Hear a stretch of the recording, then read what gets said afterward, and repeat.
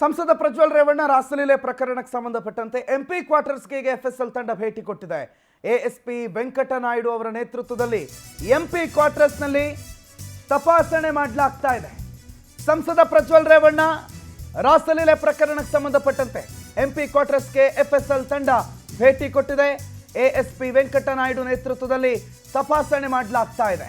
ಈ ಹಿಂದೆ ಸಂತ್ರಸ್ತೆಯನ್ನ ಕರ್ಕೊಂಡ್ಬಂದು ಮಹಜರನ್ನ ನಡೆಸಿದ್ರು ಎಸ್ಐಟಿಯ ಮಹಜರ್ನ ಬಳಿಕ ಇವತ್ತು ಎಫ್ಎಸ್ಎಲ್ ಅಧಿಕಾರಿಗಳ ಭೇಟಿ ಕೊಟ್ಟಿದ್ದಾರೆ.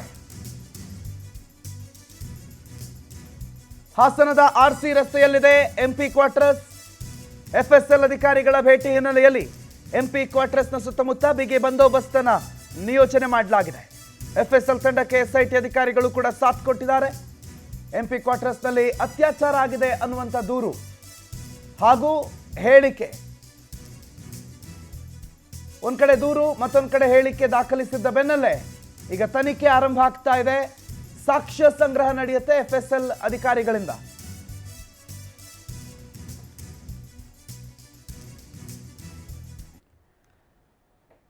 ರೇಪ್ ಆಗಿದೆ ಅಥವಾ ಅತ್ಯಾಚಾರ ಆಗಿದೆ ಅನ್ನುವಂಥ ಆರೋಪ ಎಲ್ಲಿಂದ ಕೇಳಿಬಂದಿದೆ, ಅದಕ್ಕೆ ಸರ್ಕಮ್ಸ್ಟಾನ್ಷಿಯಲ್ ಎವಿಡೆನ್ಸ್ಗಳನ್ನು ಕಲೆಕ್ಟ್ ಮಾಡೋದಕ್ಕೆ ಎಫ್ಎಸ್ಎಲ್ ಭೇಟಿ ಕೊಟ್ಟಿದೆ.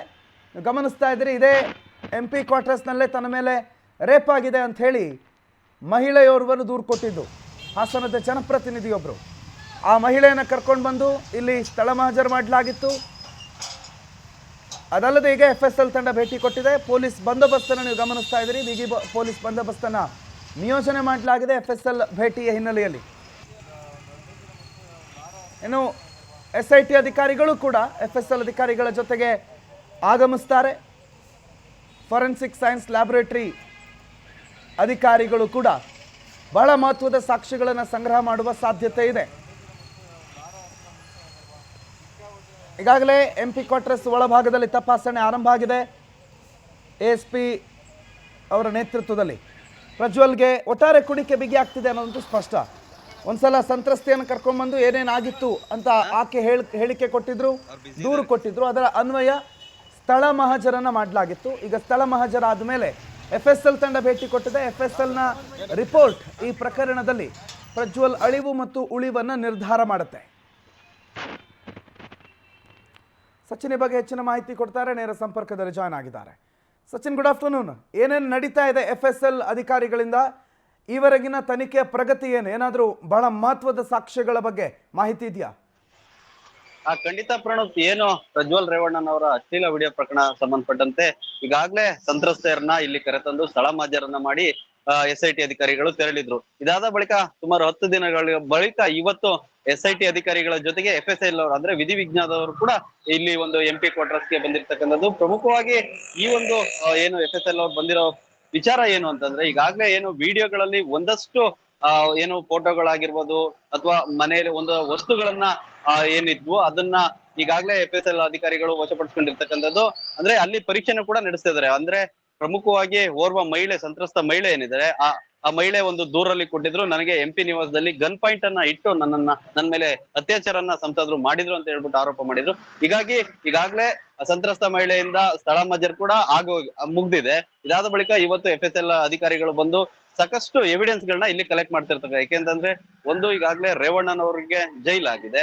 ಪ್ರಜ್ವಲ್ ರೇವಣ್ಣ ಇನ್ನೂ ಕೂಡ ಎಲ್ಲಿದ್ದಾರೆ ಅನ್ನೋದು ಗೊತ್ತಾಗ್ತಾ ಇಲ್ಲ. ಈ ಎಸ್ಐಟಿ ಅಧಿಕಾರಿಗಳು ನೋಟಿಸ್ ಕೊಟ್ಟರು ಕೂಡ ಪ್ರಜ್ವಲ್ ರೇವಣ್ಣ ವಿಚಾರಣೆಗೆ ಆಗಿಲ್ಲ. ಹೀಗಾಗಿ ಎಲ್ಲ ಒಂದ್ ಕಡೆ ಸಾಕ್ಷಿ ನಾಶ ಆಗ್ಬಹುದು ಅನ್ನೋ ಒಂದು ದೃಷ್ಟಿಯಿಂದ ಈಗಾಗಲೇ ಎಫ್ಎಸ್ಎಲ್ ಅವ್ರು ಬಂದು ಒಂದಷ್ಟು ವಸ್ತುಗಳನ್ನ ವಶಪಡಿಸ್ಕೊಂಡಿದ್ದಾರೆ. ಅಲ್ಲಿ ಇರ್ತಕ್ಕಂತ ಏನು ಸೋಫಾ, ದಿವಾನ್ ಹೀಗೆ ಎಲ್ಲವನ್ನು ಕೂಡ ಪರೀಕ್ಷೆಗೆ ಒಳಪಡಿಸ್ತಾ ಇದ್ದಾರೆ.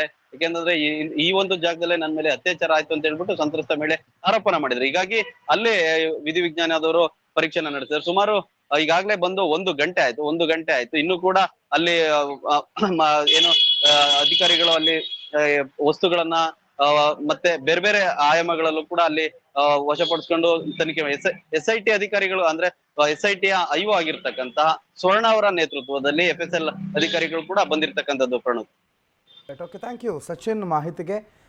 ಒಟ್ಟಾರೆ ಪ್ರಜ್ವಲ್ ಎಂಪಿ ಕ್ವಾರ್ಟರ್ಸ್ನಲ್ಲಿ ನಡೀತಾ ಇರುವಂತಹ ಒಂದಿಷ್ಟು ತಪಾಸಣೆ ಹಾಸನದ ಆರ್ಸಿ ರಸ್ತೆಯಲ್ಲಿರುವಂಥ ಎಂಪಿ ಕ್ವಾರ್ಟರ್ಸ್ನಲ್ಲಿ ಆಗ್ತಾ ಇದೆ. ಈಗ ತಪಾಸಣೆ ಈಗಾಗಲೇ ಅಧಿಕಾರಿಗಳ ಆಗಮನ ಆಗಿದೆ. ಎಫ್ಎಸ್ಎಲ್ ಅಧಿಕಾರಿಗಳು ಇದ್ದಾರೆ, ಜೊತೆಗೆ ಎಸ್ಐಟಿ ಅಧಿಕಾರಿಗಳು ಕೂಡ ಇದ್ದಾರೆ. ಇನ್ವೆಸ್ಟಿಗೇಷನ್ ಆಫೀಸರ್ ಸಮೇತ ಎಫ್ಎಸ್ಎಲ್ ಭಾಳಷ್ಟು ಮಹತ್ವದ ಸಾಕ್ಷಿಗಳನ್ನು ಸಂಗ್ರಹ ಮಾಡುವಂಥ ಕಾರ್ಯದಲ್ಲಿ ನಿಮಿತ್ತರಾಗಿದ್ದಾರೆ. ಒಟ್ಟಾರೆಯಾಗಿ ಪ್ರಜ್ವಲ್ ರೇವಣ್ಣ ಅವರಿಗೆ ಕಾನೂನಿನ ಕುಣಿಕೆ ಬಿಗಿಯಾಗ್ತಾ ಇದೆ. ಆದರೆ ಅವರು ಮಾತ್ರ ಈವರೆಗೂ ಎಲ್ಲಿದ್ದಾರೆ ಅನ್ನೋದ್ರ ಬಗ್ಗೆ ಮಾಹಿತಿ ಇಲ್ಲ.